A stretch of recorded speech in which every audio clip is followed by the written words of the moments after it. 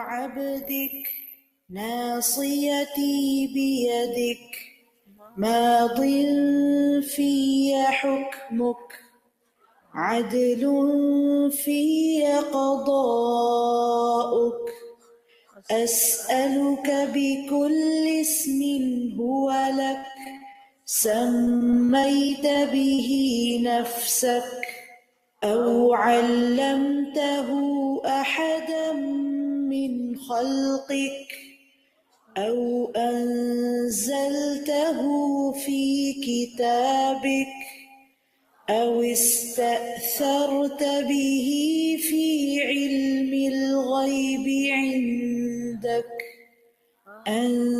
تجعل القرآن ربيع قلبي